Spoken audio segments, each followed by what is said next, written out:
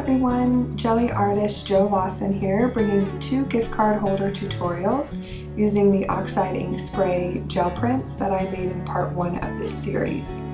To start with the pop-up card gift card holder, you're going to want to have a 4 1/4 by 11 inch piece of solid cardstock cut. You're going to score at 4 1/2, 5 1/2, and 6 1/2. Fold along your score lines to create a little teepee flap. Paste along the bottom, and then you're going to use either a die cut or I used a 2 1/2 inch punch, circle punch, to create a place for your gift card to go. Now here I am cutting a little bit of extra space on the top of the flap so that the gift card will fit. Here you can see the oxide ink print that I made in part 1 of this series. I'm using it to mat the inside of the card. Isn't it beautiful? This was one of the patinaed prints that I made. So I'm just cutting, I used a pencil to kind of eyeball it here. And then I'm cutting a few strips that will be the belly band on the outside of the pop-up card holder. Using a little bit of score tape to paste it down. It's a really quick and simple way to display a gift card, something really fun and fresh to give to someone, make it a little bit of extra special. So here I am creating the belly band, like I said, just wrapping it around, a little bit of score tape, and it keeps the card shut.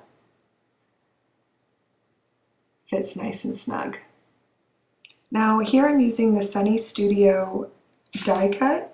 This is their snowflake circle frame. I love this circle frame. It just adds just a little extra pizzazz to your cards. I think it's really simple and sweet. And I'm just using a few of the snowflakes on the inside of the card. Isn't that adorable? Oh, I just love that. I love that circle frame. So I'm also going to be using Darcy's Heart and Home, one of her clear stamp sets. This one's called Unexpected Surprises, and I'm using a little polar bear, the little bird. And I'm just going to stamp in regular black ink using my VersaFine onto another piece of that same oxide ink spray print that I had made. Simple cut around the outside, nothing too fancy. Just give it a nice little border. Again, like I said, this is a quick way to display a gift card and make it a little extra special.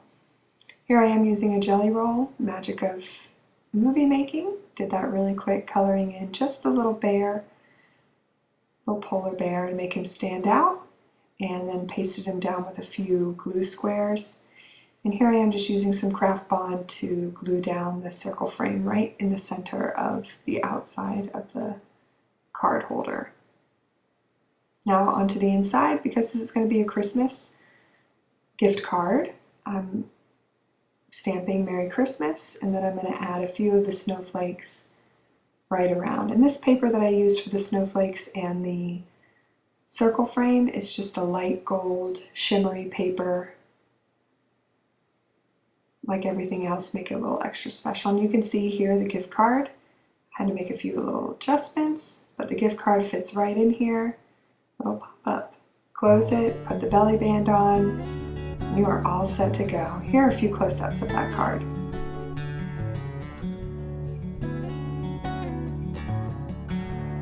Isn't it adorable? I love it.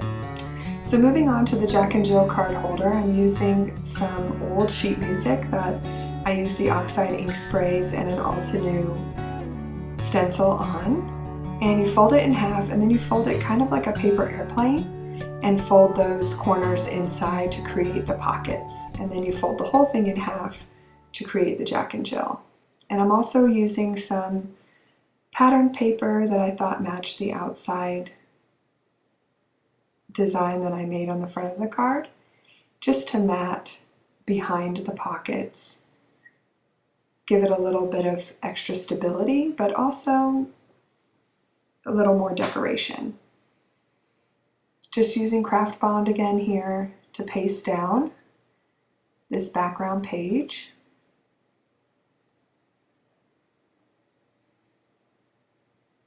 And then I'm going to use a little bit of tacky glue to really paste down the edges of the pockets and make them extra sturdy. And I want to apologize, I know my video is a little shaky. I had a new setup for this and I didn't realize how shaky the video was, so bear with me. These are really cute card holders that I know your friends and family will love. So here we go, I'm just making a nice crease so it looks finished, and then it's time to embellish. So on the inside of the card, I'm going to add a little spot for a sentiment, maybe a little note for the person that you're giving the gift card to. Again, this is that shiny gold paper that I used on the pop-up card. You can see the gift card tucks right in there into the pocket. And then I also got out this Poppy Stamps die cut. It's called Stitched Swirl Stem. Ooh, say that 3 times fast. And I love this stencil. I just think it is so versatile. You can use it for so many, not stencil, die cut. This die cut, you can use it for so many different things, and I thought it was great for this Christmas card. So I'm not going to glue down the whole thing. I kind of like the edges to be up so that you could still tuck a tag or a little keepsake, something that means something to the person you're giving this to. Because like I said, sometimes gift cards can seem a little impersonal, but when you wrap them up in this way, the person knows that you made something special just for them.